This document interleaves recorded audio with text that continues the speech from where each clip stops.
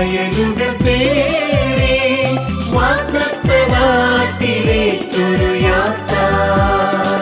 പുറപ്പാട് പുറപ്പാട് പുറപ്പാട്.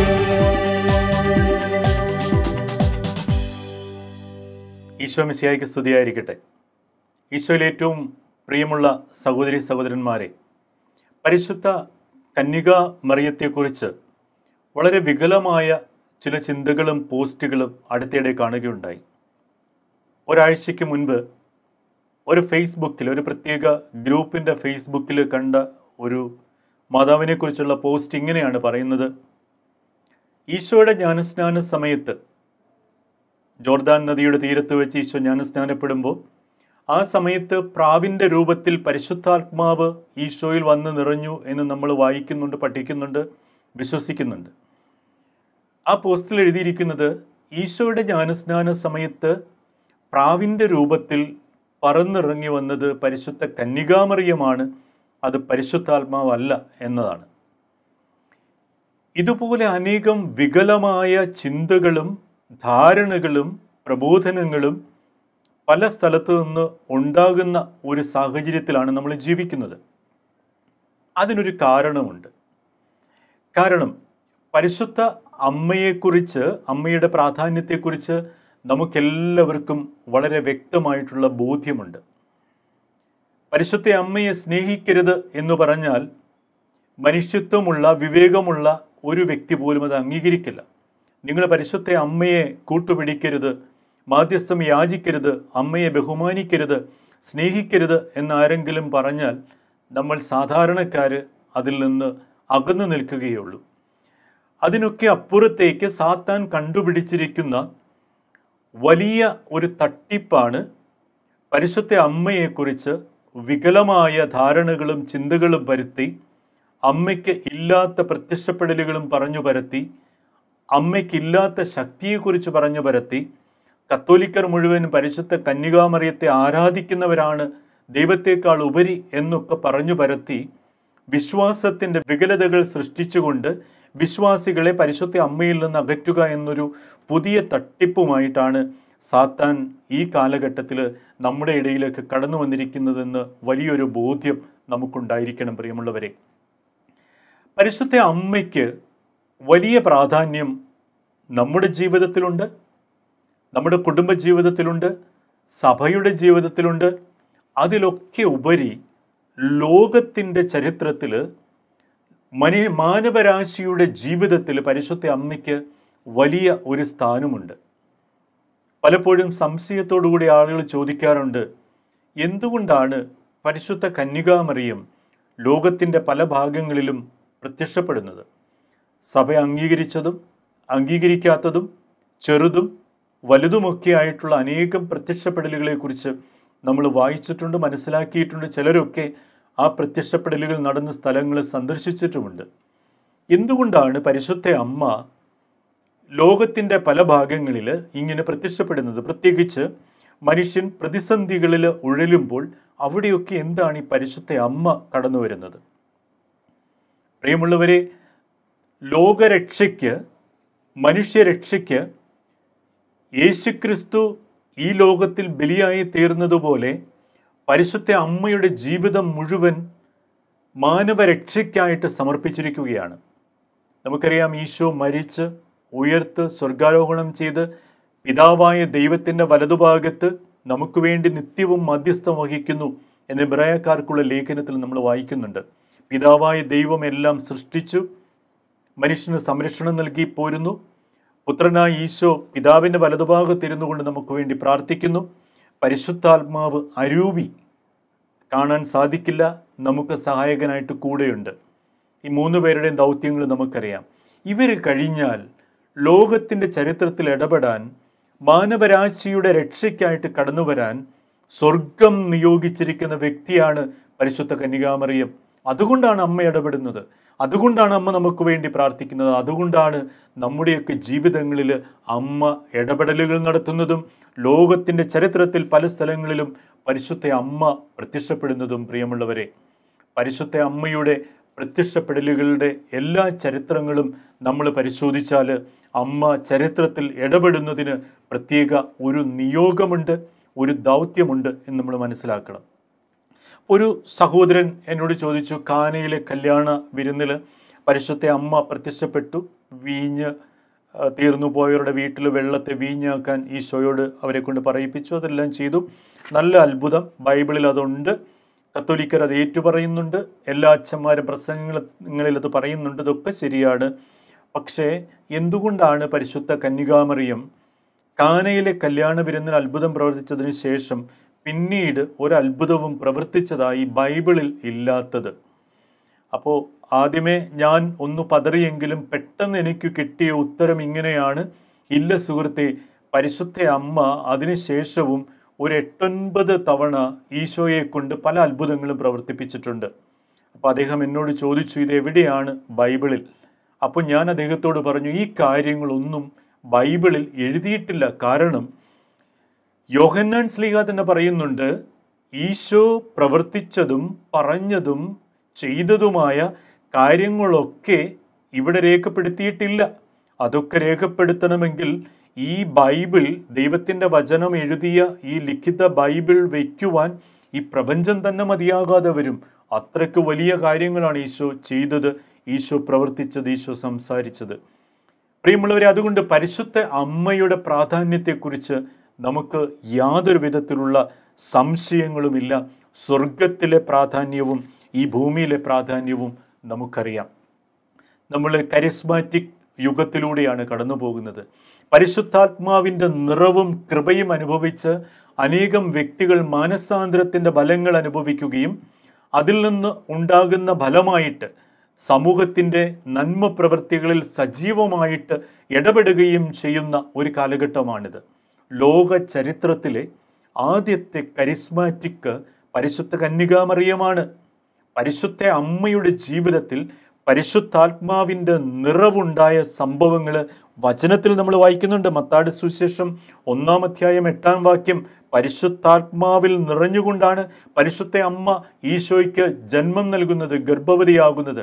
പരിശുദ്ധാത്മാവിൽ നിറഞ്ഞു. അതിനുശേഷം പന്തക്കുസ്തായുടെ അനുഭവത്തിലൂടെ ശിഷ്യന്മാർ കടന്നു പോകുമ്പോൾ ആ സമയത്ത് പരിശുദ്ധ അമ്മ അവിടെ ഉണ്ടായിരുന്നു. 2 സമയങ്ങളിൽ പരിശുദ്ധാത്മാ അഭിഷേകത്തിൽ നിറഞ്ഞ പരിശുദ്ധ അമ്മയെക്കുറിച്ച് പറയുന്നുണ്ട്. അതുകൊണ്ടാണ്, പരിശുദ്ധാത്മാവിൽ നിറഞ്ഞ വ്യക്തി ആയതുകൊണ്ടാണ് പരിശുദ്ധ അമ്മയ്ക്ക് കാലിത്തൊഴുത്ത് മുതൽ, അല്ലെങ്കിൽ നസറത്ത് മുതൽ, ബത്ലഹേം മുതൽ കാലിത്തൊഴുത്ത് വരെയും സഹനങ്ങളിലൂടെ യാത്ര ചെയ്യേണ്ടി വന്നപ്പോഴും പിടിച്ചു നിൽക്കാനായത്. ജീവിതത്തിലെ സഹനങ്ങളെ അതിജീവിക്കാൻ, അവയെ തരണം ചെയ്യാൻ പരിശുദ്ധ അമ്മയ്ക്കും നമുക്കും ശക്തി നൽകുന്നത് പരിശുദ്ധാത്മാ അഭിഷേകമാണ്. പ്രിയമുള്ളവരെ, അതുപോലെ തന്നെയാണ് പരിശുദ്ധ അമ്മ തൻ്റെ ജീവിതത്തിൽ മറ്റുള്ളവർക്ക്, സമൂഹത്തിന് നൽകിയ സേവനങ്ങൾ. എലിസബത്ത് ഗർഭവതിയാണെന്നറിഞ്ഞപ്പോൾ കാടും പടലും മരുഭൂമിയും ഒക്കെ താണ്ടി നടന്നും കഴുതപ്പുറത്തുമൊക്കെ ആയിട്ട് എലിസബത്തിനെ സഹായിക്കാൻ കടന്നു ചൊല്ലുന്ന പരിശുദ്ധ അമ്മ. പരിശുദ്ധാത്മാവിൽ നിറഞ്ഞ ഒരു വ്യക്തിക്ക് മാത്രമേ പരസ്നേഹ പ്രവൃത്തികളും പുണ്യപ്രവൃത്തികളും ചെയ്യുവാൻ സാധിക്കുകയുള്ളൂ. നമ്മുടെ ചുറ്റിലും ജയിലിലും ക്യാമ്പുകളിലും കുടുംബങ്ങളിലും ഹോസ്പിറ്റലുകളിലും തടവിലുമൊക്കെ കഴിയുന്ന പ്രശ്നങ്ങൾ നേരിടുന്ന വ്യക്തികൾക്ക് നന്മ ചെയ്യാൻ പരിശുദ്ധ അമ്മയെപ്പോലെ ഓടി നടക്കണമെങ്കിൽ പരിശുദ്ധാത്മാവിൻ്റെ നിറവുണ്ടാകണം. പ്രിയമുള്ളവരെ, കാനയിലെ കല്യാണത്തെക്കുറിച്ച് നമ്മൾ പറഞ്ഞു. ഒരു കുടുംബത്തിൻ്റെ പരാജയത്തിൽ, ഒരു കുടുംബത്തിൻ്റെ അപമാനത്തിൽ പരിശുദ്ധ അമ്മ അവിടെ ഇടപെടുന്നു. പരിശുദ്ധാത്മാവിൽ നിറഞ്ഞ ഒരു വ്യക്തിക്ക് മാത്രമേ നമ്മുടെ ചുറ്റുമുള്ള കുടുംബങ്ങളുടെ പ്രതിസന്ധികളിൽ, പ്രശ്നങ്ങളിൽ അവർക്ക് സഹായമായിട്ട് അനുകമ്പയോടെ അവരെ ഹെൽപ്പ് ചെയ്യാൻ, അവരെ സഹായിക്കാൻ കടന്നു ചെല്ലാൻ സാധിക്കുകയുള്ളൂ. പരിശുദ്ധാത്മാവിൽ നിറയാത്ത വ്യക്തിയാണെങ്കിൽ അടുത്ത വീട്ടിലെ നമ്മുടെ സഹോദരങ്ങളുടെ ജീവിതത്തിലെ പരാജയത്തെ നോക്കി നമ്മൾ കൈകൾ കൊട്ടി പൊട്ടിച്ചിരിക്കും. പ്രിയമുള്ളവരെ, അതുകൊണ്ടാണ് പറയുന്നത് പരിശുദ്ധ അമ്മയാണ് ലോക ചരിത്രത്തിലെ ആദ്യത്തെ കരിസ്മാറ്റിക്. പരിശുദ്ധാത്മാവിൻ്റെ നിറവനുഭവിച്ച വ്യക്തി പരിശുദ്ധ അമ്മയാണ്. പരിശുദ്ധ അമ്മ, കത്തോലിക്ക സഭയും അമ്മയും തമ്മിലുള്ള ബന്ധത്തെക്കുറിച്ച് പലരും പറഞ്ഞു കേൾക്കാറുണ്ട്. നമുക്കറിയാം, അമ്മയില്ലാത്ത മക്കൾ അനാഥരാണ്. അമ്മയില്ലാത്ത മക്കൾ അനാഥരാണ്. ഈശോ ജനിച്ച സമയത്ത് മംഗളവാർത്ത അറിയിച്ചപ്പോൾ പരിശുദ്ധ അമ്മ അവിടെയുണ്ട്. നീ പരിശുദ്ധാത്മാവിൽ ഗർഭവതിയാകും, ഒരു കുഞ്ഞിനെ പ്രസവിക്കുമെന്ന് മാലാഖ ദൈവത്തിൻ്റെ അരുളപ്പാട് അറിയിക്കും. അത് ഏറ്റുവാങ്ങുന്ന പരിശുദ്ധ അമ്മ ഈശോ ജനിക്കുമ്പം പുൽക്കൂട്ടിൽ ഈശോയ്ക്ക് അരികിലിരിക്കുന്ന പരിശുദ്ധ അമ്മ, ഈശോ മരിക്കുമ്പോൾ കാൽവരി കുന്നിൻ്റെ മുകളിൽ ഈശോയ്ക്ക് ശക്തി പകർന്നുകൊണ്ടിരിക്കുന്ന അമ്മ, അതായത് ഈശോ ജനിച്ചപ്പോഴും ഈശോ മരിച്ചപ്പോഴും ഈശോയുടെ കൂടെയുള്ള പരിശുദ്ധ അമ്മ, കത്തോലിക്ക സഭയുടെ ജനനത്തിൽ കൂടെയുള്ള പരിശുദ്ധ അമ്മയാണ്. പന്തക്കുസ്തായിൽ സഭ ഔദ്യോഗികമായിട്ട് ഉദ്ഘാടനം ചെയ്യപ്പെടുമ്പോൾ പരിശുദ്ധ അമ്മ അവിടെ ഉണ്ട് എന്ന് വചനം സാക്ഷിക്കുന്നു. പ്രിയമുള്ളവരെ, ഈശോയുടെ മാറുപിളർന്ന് ജലവും രക്തവും ഒഴുക്കുന്ന ആ കാൽവരിയുടെ നെറുകയിൽ ഈശോയുടെ മാറിടം പിളർന്ന് സഭ ജനിക്കുമ്പോൾ ഈശോ ഈ സഭയെ നൽകുന്നത് പരിശുദ്ധ അമ്മയുടെ കൈകളിലേക്കാണ്. സഭ ജനിക്കുമ്പോൾ, സഭ ഔദ്യോഗികമായി ഉദ്ഘാടനം ചെയ്യപ്പെടുമ്പോഴൊക്കെ പരിശുദ്ധ അമ്മയുണ്ട്. അതുകൊണ്ട് കത്തോലിക്ക സഭ, ശ്ലൈഹിക സഭ, അപ്പസ്തോലിക സഭ എന്ന് വരെ ഈ ലോകത്തിൻ്റെ അവസാന നിമിഷം വരെയും ഉണ്ടാകുമോ അന്നുവരെയും ഈ സഭയോടൊപ്പം പരിശുദ്ധ അമ്മയുണ്ടാകും. അതല്ലെങ്കിൽ മറിച്ചു പറഞ്ഞാൽ പരിശുദ്ധ അമ്മയുള്ള സഭയാണ് യഥാർത്ഥത്തിൽ ക്രിസ്തുവിൻ്റെ ശ്ലൈഹിക സഭ, ക്രിസ്തു സ്ഥാപിച്ച സഭ എന്ന് നമുക്ക് പറയാനായിട്ട് സാധിക്കും. ഈശോയെ പ്രിയമുള്ളവരെ, മറ്റു പലപ്പോഴും ചില വ്യക്തികൾ പറയാറുണ്ട്, എന്തൊക്കെ പറഞ്ഞാലും എനിക്ക് കന്യകാമറിയത്തെ സ്നേഹിക്കാൻ സാധിക്കുന്നില്ല, അവരെ അംഗീകരിക്കാൻ സാധിക്കുന്നില്ല. ഒരു മറിയ എന്നതിനപ്പുറത്തേക്ക് അവരെ പേര് ചൊല്ലി വിളിക്കാൻ, എൻ്റെ അമ്മയെ എന്ന് സ്നേഹത്തോടെ വിളിക്കാൻ എനിക്ക് സാധിക്കുന്നില്ല. പ്രിയമുള്ളവരെ, നമ്മൾ കണ്ടു കാൽവരിയുടെ നെറുകയിൽ ഈശോ കുരിശിൽ പിടഞ്ഞു മരിക്കുന്നതിനും നിമിഷങ്ങൾക്ക് മുൻപ് പരിശുദ്ധ അമ്മയെ കൈപിടിച്ചേൽപ്പിക്കുന്നത് താൻ ഏറ്റവും അധികം സ്നേഹിച്ചിരുന്ന, താൻ ഏറ്റവും അധികം സ്നേഹിക്കുന്ന യോഹന്നാൻ ശ്ലീഹായുടെ കൈകളിലേക്കാണ്. അതായത് പരിശുദ്ധ അമ്മയെ സ്നേഹിക്കാൻ സാധിക്കണമെങ്കിൽ ഈശോയെ സ്നേഹിക്കാൻ നമുക്ക് സാധിക്കണം. ഈശോ തനിക്ക് ഏറ്റവും സ്നേഹമുള്ളവർക്ക് മാത്രമേ പരിശുദ്ധ അമ്മയെ നൽകുകയുള്ളൂ. അതുകൊണ്ട് പരിശുദ്ധ അമ്മയെ സ്നേഹിക്കാൻ നമുക്ക് സാധിക്കുന്നില്ലെങ്കിൽ നമ്മൾ ഈശോയെ സ്നേഹിക്കുന്നവരല്ല എന്നുള്ള ഏറ്റവും പ്രധാനപ്പെട്ട ഒരു പോയിന്റിലേക്ക് നമ്മൾ കടന്നു പോകും. നമുക്കറിയാം, നമ്മൾ പല രീതിയിലും തെറ്റായിട്ടുള്ള വ്യാഖ്യാനങ്ങൾ നടത്തി കടന്നു പോകാറുണ്ട്. നമ്മൾ പറയാറുണ്ട് കത്തോലിക്കർ കന്യകാമറിയത്തെ ആരാധിക്കുന്നവരാണ് എന്നൊക്കെ പറയാറുണ്ട്. പലപ്പോഴും നമ്മുടെ ആരാധനയിൽ പരിശുദ്ധ കന്യകാമറിയം ഉണ്ട് എന്നുള്ളത് സത്യമാണ്. പക്ഷേ ഒരിക്കലും ഒരു മാർപ്പാപ്പമാരോ ഒരു വൈദികരോ മെത്രാന്മാരോ സഭയുടെ ഔദ്യോഗിക സ്ഥാനങ്ങളിൽ ഇരിക്കുന്നവരോ സഭയുടെ ഏതെങ്കിലും ഒരു പ്രബോധനങ്ങളോ പരിശുദ്ധ കന്യകാമറിയത്തെ ആരാധിക്കണമെന്ന് ഇന്നുവരെ പറഞ്ഞതായിട്ട് ഞാൻ കേട്ടിട്ടില്ല, ഞാൻ വായിച്ചിട്ടില്ല, ഞാൻ മനസ്സിലാക്കിയിട്ടില്ല. പക്ഷേ അതിനടുത്ത് മറ്റൊരു സത്യമുണ്ട്. നമ്മുടെ ആരാധനയിൽ നമ്മോടൊത്ത് പരിശുദ്ധ അമ്മയുണ്ട്. ഈശോയുടെ ജനന സമയത്ത് നമുക്കറിയാം, രാജാക്കന്മാരും ഇടയന്മാരുമൊക്കെ ഈശോയെ പുൽക്കൂട്ടിൽ വന്ന് ആരാധിച്ച സമയത്ത് മത്തായിയുടെ സുവിശേഷം 2-ാം അധ്യായം 11-ാം വാക്യത്തിൽ മനോഹരമായിട്ട് പറയുന്നുണ്ട്, അവർ മറിയത്തോടൊപ്പം ശിശുവിനെ കുമ്പിട്ടാരാധിച്ചു. അവർ മറിയത്തോടൊപ്പമാണ് ശിശുവിരിക്കുന്നത്. ജനിച്ച സമയമാണ്. അമ്മയുടെ കൈകളിലായിരിക്കാം, അമ്മയുടെ മടിയിലായിരിക്കാം, അല്ലെങ്കിൽ പുൽത്തൊട്ടിലിൽ കിടത്തി തൊട്ട് ചേർന്ന് ചൂട് നൽകിക്കൊണ്ടിരിക്കുന്ന അമ്മയായിരിക്കാം. എങ്ങനെയാണെന്ന് നമുക്ക് ഭാവനയിൽ കാണാം. വചനം പറയുന്നത് മറിയത്തോടൊപ്പമാണ് അവർ ശിശുവിനെ, ഈശോയെ ആരാധിച്ചത്. പലപ്പോഴും നമ്മുടെ ആരാധനയിൽ പരിശുദ്ധ അമ്മ ശിശുവിൻ്റെ അടുത്തുണ്ട്, പരിശുദ്ധ അമ്മ ഈശോയുടെ അരികിലുണ്ട്. പരിശുദ്ധ അമ്മയോട് നമുക്ക് മാറി നിൽക്ക്, എനിക്ക് ഈശോയെ ആരാധിക്കണമെന്ന് പറയാൻ പറ്റില്ല. പുൽക്കൂട്ടിൽ ഉണ്ണീശോ ജനിച്ച സമയത്ത് ഈശോയ്ക്ക് ചൂട് പകർന്നുകൊണ്ട് ചേർന്നിരുന്ന മറിയത്തോട്, അമ്മയോട് നിങ്ങൾ മാറി നിൽക്ക്, ഞങ്ങൾക്ക് ശിശുവിനെ കുമ്പിട്ട് ആരാധിക്കണം എന്ന് ഇടയന്മാരോ രാജാക്കന്മാരോ പറഞ്ഞതായിട്ട് ബൈബിളിൽ ഇല്ല. അവർ കുമ്പിട്ട് ആരാധിക്കുമ്പോൾ തൊട്ട് മുൻപിൽ ശിശുവിനോട് ചേർന്ന് പരിശുദ്ധ അമ്മയുണ്ട്. പ്രിയമുള്ളവരെ, അതുകൊണ്ട് ഇതൊരു ആരോപണം മാത്രമായിട്ട് കരുതുക. നമ്മൾ ആരും പരിശുദ്ധ അമ്മയെ ആരാധിക്കുന്നില്ല. പക്ഷെ നമ്മുടെ ആരാധനയിൽ നമ്മോടൊപ്പം ഈശോയോടൊപ്പം പരിശുദ്ധ കന്യകാമറിയം ഉണ്ട് എന്നുള്ളൊരു വലിയൊരു ബോധ്യത്തിലേക്ക് നമുക്ക് കടക്കേണ്ടതുണ്ട്. പ്രിയമുള്ളവരെ, പരിശുദ്ധ അമ്മ നമ്മുടെ കുടുംബ ജീവിതത്തിൻ്റെ, നമ്മുടെ സമൂഹ ജീവിതത്തിൻ്റെ, സഭാജീവിതത്തിൻ്റെ, ഈ ലോകത്തിൻ്റെ തന്നെ അനിവാര്യമായിട്ടുള്ള ഒരു വ്യക്തിയായിട്ട് ഇന്ന് കാലം അംഗീകരിച്ചിട്ടുണ്ട്. ലോകത്തെ ഏറ്റവും ഭൂരിപക്ഷം ആളുകളും അംഗീകരിക്കുന്നുണ്ട്. സഭയുടെ ഔദ്യോഗിക പഠനങ്ങൾ പലരും അംഗീകരിക്കുന്നില്ലെങ്കിൽ കൂടി, ചിലരൊക്കെ അതിനോട് വിസമ്മതം അല്ലെങ്കിൽ അതിനോട് വിയോജിപ്പ് രേഖപ്പെടുത്തുന്നുണ്ടെങ്കിൽ കൂടി, പരിശുദ്ധ അമ്മയുടെ സാന്നിധ്യത്തെക്കുറിച്ച്, അമ്മയുടെ നന്മയെക്കുറിച്ച്, അമ്മയുടെ മാധ്യസ്ഥ ശക്തിയെക്കുറിച്ച്, അമ്മയോടുള്ള സ്നേഹത്തെക്കുറിച്ച് ഒക്കെ പലരും അംഗീകരിച്ച് സംസാരിക്കുന്നതായിട്ട് നമുക്കറിയാൻ സാധിക്കും, നമുക്ക് കാണാൻ സാധിക്കും. അതുകൊണ്ട് നമുക്ക് ഈ ഒരു കാലഘട്ടത്തിൻ്റെ പ്രശ്നങ്ങളിൽ, പ്രതിസന്ധികളിൽ ഉഴലുമ്പോൾ, നമ്മുടെ അസ്വസ്ഥതകളിൽ, കണ്ണീരിൽ, വേദനയിൽ, ദുഃഖങ്ങളിലൊക്കെയും പരിശുദ്ധ അമ്മയുണ്ട് എന്നുള്ളൊരു ബോധ്യം നമ്മെ ശക്തിപ്പെടുത്തും. പരിശുദ്ധ അമ്മ എൻ്റെ കൂടെയുണ്ട് എന്നുള്ളൊരു ബോധ്യം എനിക്ക് ശക്തിയാണ്. പരിശുദ്ധ അമ്മയുടെ ഇടപെടലുകൾ ഒരിക്കലും കത്തോലിക്ക സഭ തകർന്നു പോകാൻ, അല്ലെങ്കിൽ ക്രിസ്തുവിൻ്റെ അപ്പസ്തോലിക സഭകൾ തകർന്നു പോകാൻ പരിശുദ്ധ അമ്മ ഒരിക്കലും അനുവദിക്കില്ല എന്നൊരു ബോധ്യം ഇന്ന് സമൂഹത്തിൻ്റെ മുൻപിൽ അവമതിക്കപ്പെടുന്ന, അല്ലെങ്കിൽ കുറ്റമാരോപിക്കപ്പെടുന്ന, അതല്ലെങ്കിൽ തെറ്റായ രീതിയിൽ വ്യാഖ്യാനിക്കപ്പെടുന്ന സഭയുടെ ആ പ്രശ്നങ്ങളിലേക്ക് നോക്കി അസ്വസ്ഥതപ്പെടുന്ന നമ്മളോട് പരിശുദ്ധ അമ്മ പറയുകയാണ്, ഇല്ല മക്കളെ, സഭയുടെ ജനന സമയത്ത് ഞാനുണ്ടായിരുന്നെങ്കിൽ ഈ ലോകത്തിൻ്റെ അവസാന നിമിഷം വരെയും സഭയോടൊത്ത് ഞാനുണ്ട്. ഈശോ ജനിക്കുന്ന സമയത്ത് കൂടെയുണ്ടായിരുന്ന അമ്മ മരണം വരെയും യാത്ര ചെയ്തതുപോലെ സഭയോടൊത്ത് സഞ്ചരിക്കുന്ന പരിശുദ്ധ അമ്മയെയാണ് നമുക്ക് കാണാൻ സാധിക്കുക പ്രിയമുള്ളവരെ. കാരണം ഈശോ പറഞ്ഞിട്ടുണ്ട്, സഭയുടെ അമ്മ പരിശുദ്ധ കന്യകാമറിയമാണ്. നമ്മൾ അമ്മയില്ലാത്ത അനാഥരായിട്ടുള്ള മക്കളല്ല. കാരണം സഭ എന്ന് പറയുന്നത് ക്രിസ്തുവാണ്. ക്രിസ്തുവിൻ്റെ അമ്മ സഭയുടെ അമ്മയാണ്.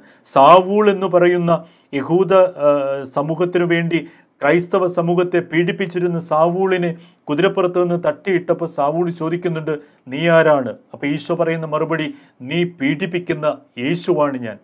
യേശുവിനെ ഒരിക്കൽ പോലും കണ്ടിട്ടില്ലാത്ത, ഒരിക്കൽ പോലും പീഡിപ്പിച്ചിട്ടില്ലാത്ത സാവൂളിനോട് ഈശോ പറയുകയാണ്, നീ പീഡിപ്പിക്കുന്ന യേശുവാണ് ഞാൻ. നീ പീഡിപ്പിക്കുന്ന ഈശോയാണ് ഞാനെന്ന് സാവൂളിനോട് ഈശോ പറഞ്ഞെങ്കിൽ, സഭ ഈശോ തന്നെയാണ്.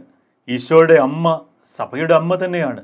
സഭയുടെ പീഡനങ്ങളിൽ, സഭയുടെ മക്കളുടെ പീഡനങ്ങളിൽ പരിശുദ്ധ അമ്മ ഇടപെടും. കാരണം ഈശോ തന്നെയാണ് സഭ, ഈശോയുടെ അമ്മയാണ് സഭയുടെ അമ്മയും. പ്രിയമുള്ളവരെ, സഭയുടെ പ്രതിസന്ധികളിൽ ശക്തമായിട്ടുള്ള തൂണുകളായിട്ട് നിൽക്കുന്ന പരിശുദ്ധ കന്യകാമറിയവും വിശുദ്ധ മിഖായേലും തമ്മിൽ അവിഭേദ്യമായിട്ടുള്ള ബന്ധമുണ്ട്. ഒരു സംഭവം പറഞ്ഞുകൊണ്ട് നമ്മുടെ വചനചിന്ത ഇന്നിവിടെ നമ്മൾ അവസാനിപ്പിക്കുകയാണ്. അതായത് 1884 ഒക്ടോബർ മാസം 13-ാം തീയതി ലിയോ 13-ാമൻ മാർപ്പാപ്പ തൻ്റെ ചാപ്പലിൽ വിശുദ്ധ കുർബാന, പ്രൈവറ്റ് ചാപ്പലിൽ കുർബാന ചൊല്ലിയതിനു ശേഷം 1-2 സഹായികളൊക്കെ മാത്രമേ കൂടെയുള്ളൂ. അദ്ദേഹം ഈ കുപ്പായം ഒക്കെ ഊരുന്ന സമയത്ത് അദ്ദേഹം വെട്ടി വിയർക്കാൻ തുടങ്ങുകയാണ്. വളരെ ശക്തമായിട്ട് അദ്ദേഹം വിയർക്കുകയാണ്. ഭയങ്കര അസ്വസ്ഥതയായി ഒരു സ്റ്റാച്യു ആയിട്ട് നിൽക്കുകയാണ്. അപ്പോൾ കൂടെയുള്ള അച്ഛന്മാരും അദ്ദേഹത്തിൻ്റെ സെക്രട്ടറി ആയിട്ടുള്ളൊരു ബിഷപ്പും ഒക്കെ ചോദിക്കുകയാണ്, എന്താണ് പ്രശ്നം? അദ്ദേഹം ഒന്നും മിണ്ടാൻ പറ്റാത്ത രീതിയിൽ വിയർത്ത് വിഷമിച്ച് അദ്ദേഹം പെട്ടെന്ന് റൂമിലേക്ക് കടന്നുപോയി. റൂമിൽ ചെന്നതിന് ശേഷം അദ്ദേഹം കതകടച്ച് ഏതാനും മണിക്കൂറുകൾക്ക് ശേഷം അദ്ദേഹം കതക് തുറന്ന് ശാന്തനായി ചിരിച്ചുകൊണ്ട് പുറത്തേക്ക് വരുമ്പോൾ അദ്ദേഹത്തിൻ്റെ കയ്യിൽ ഒരു പ്രാർത്ഥനയുണ്ടായിരുന്നു. അതാണ് വിശുദ്ധ മിഖായേലിനോടുള്ള പ്രാർത്ഥന. മുഖ്യദൂതനായിരിക്കുന്ന വിശുദ്ധ മിഖായേലെ, സ്വർഗീയ സൈന്യങ്ങളുടെ പ്രതാപവാനായ പ്രഭോ എന്ന് പറയുന്ന പ്രാർത്ഥന. അപ്പോൾ ഈ പ്രാർത്ഥന അദ്ദേഹം എഴുതിയതിൻ്റെ ഒരു കാരണം അദ്ദേഹം പറയുന്നത് ഇങ്ങനെയാണ്. ആ ദിവ്യബലി സമാപിച്ച് അദ്ദേഹം തൻ്റെ കുപ്പായം ഊരുന്ന, തിരുവസ്ത്രങ്ങൾ അഴിക്കുന്ന സമയത്ത് അദ്ദേഹം ഒരു സംഭാഷണം കേൾക്കുകയാണ്. ഈശോയും സാത്താനും തമ്മിലുള്ള ഒരു സംഭാഷണം. ഇത് 1884 ഓർക്കണം. അപ്പോൾ സാത്താൻ ഈശോയെ വെല്ലുവിളിക്കുകയാണ്. അങ്ങനെ അവസാനം അദ്ദേഹം കേട്ടത് ഇങ്ങനെയാണ്, നീ ഒരു 100 വർഷത്തേക്ക് നിന്റെ സഭയെ എനിക്ക് തരിക, നിന്റെ സഭയെ തകർക്കാൻ ആർക്കും സാധിക്കുകയില്ല എന്ന് നീ വീമ്പിളക്കുന്നുണ്ടല്ലോ, നിന്റെ സഭയുടെ നിയന്ത്രണം ഒരു 100 വർഷം എൻ്റെ കയ്യിൽ തരികയാണെങ്കിൽ ഈ സഭയെ ഈ ഭൂമുഖത്ത് നിന്ന് ഞാൻ ഇല്ലാതാക്കും. ഈശോ ഒന്നും ആലോചിക്കാതെ സാത്താനോട് പറയുകയാണ്, നിനക്ക് ഞാൻ തന്നിരിക്കുന്നു, ഇന്നു മുതൽ 100 വർഷം നീ സഭയുടെ നിയന്ത്രണം ഏറ്റെടുത്തുകൊള്ളുക. പ്രിയമുള്ളവരെ, ഇത് കേട്ട് അന്ന് സഭയെ നയിച്ചിരുന്ന മാർപ്പാപ്പ വെട്ടി വിയർക്കാൻ തുടങ്ങി. അദ്ദേഹം പ്രാർത്ഥിച്ചപ്പോൾ അദ്ദേഹത്തിന് മുൻപിൽ സഭയുടെ സംരക്ഷണത്തിനായിട്ട് കടന്നു വന്നത് മിഖയേൽ മാലാഖയാണ്. അങ്ങനെ അദ്ദേഹം അവിടെ ഇരുന്ന് സ്വയം പ്രേരിതമായി എഴുതിയ പ്രാർത്ഥനയാണ് മിഖയേൽ മാലാഖയുടെ പ്രാർത്ഥന. ഈ സംഭവം ഉണ്ടായി, എല്ലാവരും അത് മറന്നു. അതിനുശേഷം 33 വർഷങ്ങൾക്ക് ശേഷം 1917 മെയ് മാസം 13-ാം തീയതിയാണ് ഫാത്തിമയിൽ മാതാവ് പ്രത്യക്ഷപ്പെടുന്നത്. വലിയ അപകടത്തിൻ്റെ ഒരു രഹസ്യങ്ങൾ പരിശുദ്ധ അമ്മ അവിടെ വെളിപ്പെടുത്തുകയാണ്.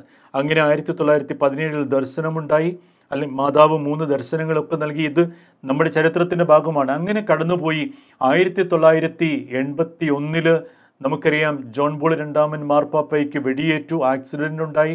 1984 100 വർഷം തികയുന്ന ആ ദിവസം ജോൺ പോൾ രണ്ടാമൻ മാർപ്പാപ്പ സോവിയറ്റ് യൂണിയനെ പരിശുദ്ധ അമ്മയുടെ വിമല ഹൃദയത്തിന് സമർപ്പിക്കുന്നു.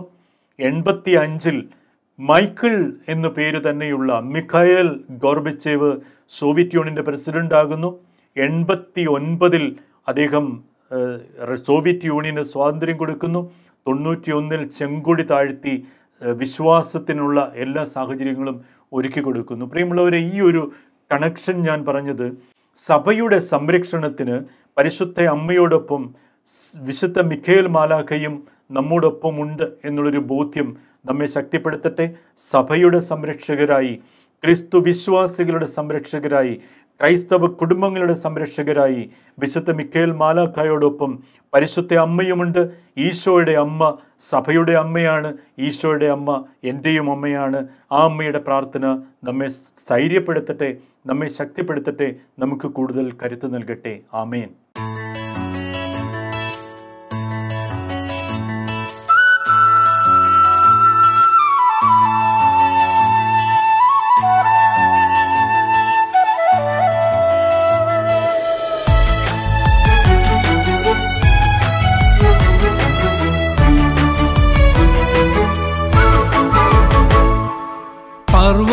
പർവ്വതങ്ങളിലേക്കു കണ്ണുകളുയർത്തി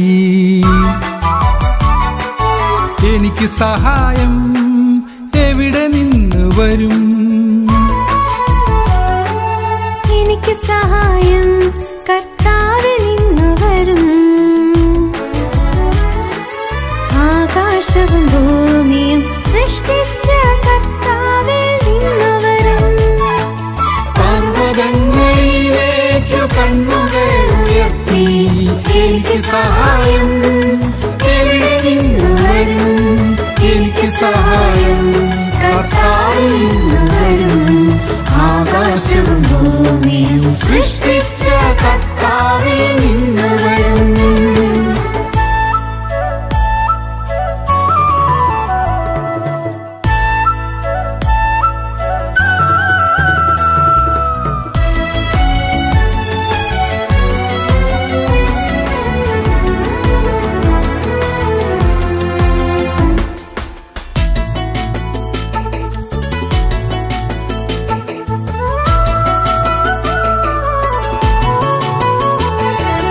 എന്റെ കാൽ വഴുതുവാൻ സമ്മതിക്കില്ല. എന്നെ കാക്കുന്നവൻ മയങ്ങുകില്ല. എന്റെ കാൽ വഴുതുവാൻ സമ്മതിക്കില്ല. എന്നെ കാക്കുന്നവൻ മയങ്ങുകില്ല. ഇസ്രായേലിൻ പരിപാലകൻ മയങ്ങുകില്ല, ഉറങ്ങുകില്ല.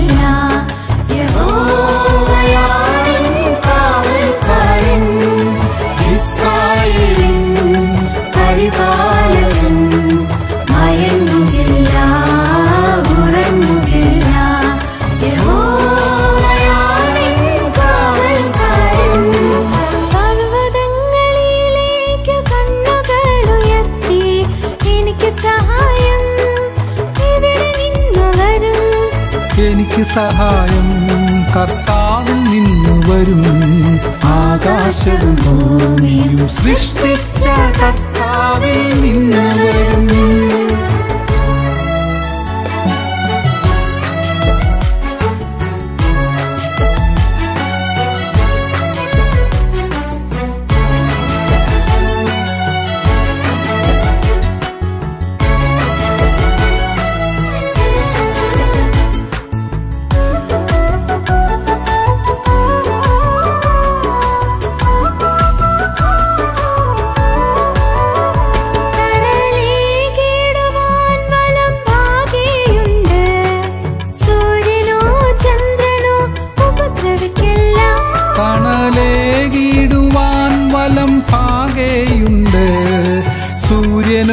ചന്ദ്രനോ ഉപദ്രവിക്കില്ല. തിന്മയിൽ നിന്നും കാത്തിടും നാഥൻ ജീവനെ അനുദിനം സംരക്ഷിക്കും. നിൻ വ്യാപാരങ്ങൾ കാത്തുകൊള്ളും. തിന്മയിൽ നിന്നും കാത്തിടും നാഥൻ ജീവനെ അനുദിനം സംരക്ഷിക്കും.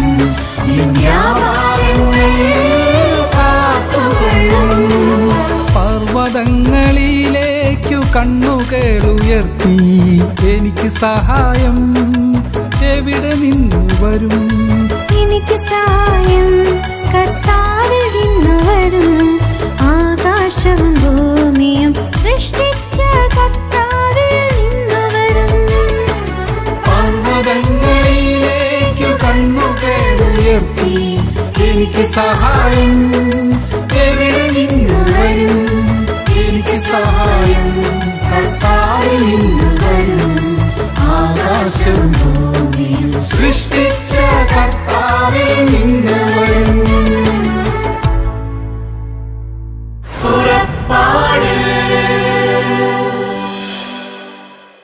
ഈ പ്രോഗ്രാമിനെ കുറിച്ചുള്ള നിങ്ങളുടെ വിലയേറിയ അഭിപ്രായങ്ങളും നിർദ്ദേശങ്ങളും ഇമെയിലിലൂടെ ഞങ്ങളെ അറിയിക്കുക. purappadu.uae@gmail.com.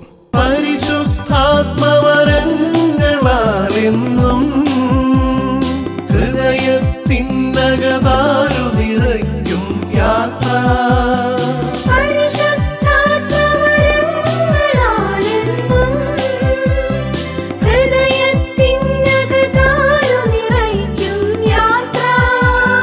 മേഘത്തണലായി അഗ്നിനാളമായി പാത തെളിക്കും സ്നേഹത്തിൻ പുതുയാത്ര.